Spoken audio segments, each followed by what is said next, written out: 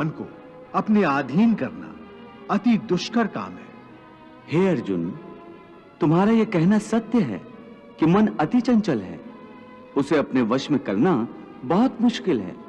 मुश्किल है जनार्दन, असंभव है।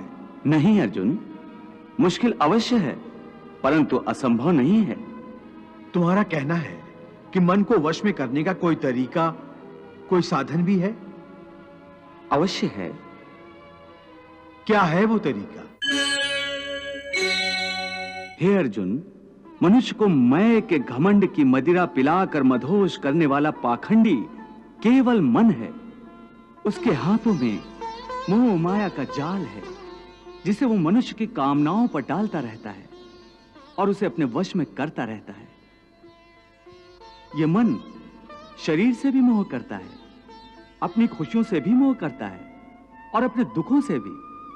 खुशियों में खुशियों से भरे गीत गाता है, तो दुख में दुख भरे गीत गुनगुनाता है। अपने दुख में दूसरों को शामिल करके उसे खुशी होती है। किसी भी प्राणी को उसका मन जीवन के अंत तक अपने जाल से निकलने नहीं देता। रस्सी में बांधकर उसे तरह तरह के नाच नचवाता रहता है।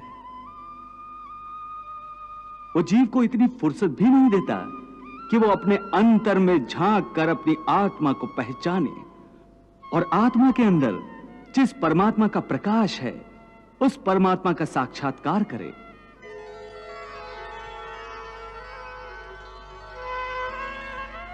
हे पार्थ, प्राणी के लिए आवश्यक है कि प्राणी अपने मन को काबू में करके अपने अंतर में झांक कर आत्मा को देखे।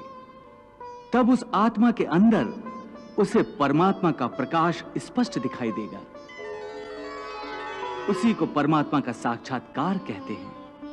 तुम तो कहते हो कि अपने अंतर में झांक कर आत्मा को और उस आत्मा में प्रकाशित परमात्मा को पहचानो, अर्थात आत्मा से अलग कोई और है जो आत्मा को पहचानेगा।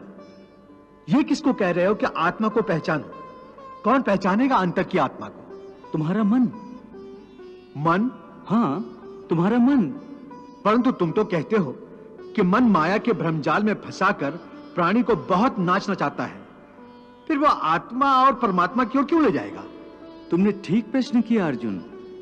उसका उत्तर यह है कि जब तक तुम अपने आप को मन और विषयों के अधीन रहने दोगे, तब तक वो तुम्हें नाच नचाता रहेगा।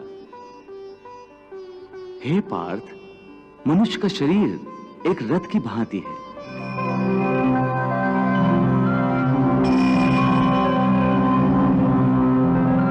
उस रथ के जो घोड़े हैं, उन्हें मनुष्य की इंद्रियां समझो, जैसे आंख, नाक,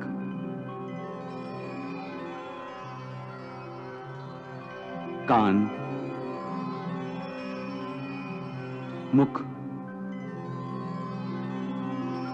जीवा आदि। उन इंद्रियों को, घोड़ों को जो सारथी चलाता है, वो सारथी ही मन है।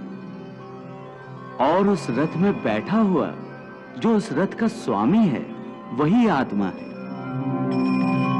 मनुष्य की इंद्रियां अपने विषयों की ओर आकर्षित होती रहती हैं।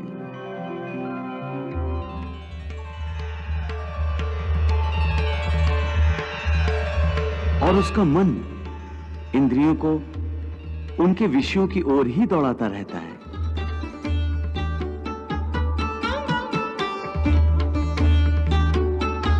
यह तभी तक हो सकता है जब तक जीवात्मा अपने मन को अपने काबू में ना लाए। जब तक मन काबू में नहीं आएगा, वो इंद्रियों को उनके विषयों की ओर ही दौड़ाता रहेगा। विषय उनको बुलाते हैं, इंद्रियां उनकी तरफ भागती हैं और मन जीवात्मा की परवाह किए बगैर रथ को उस ओर लिए जाता है।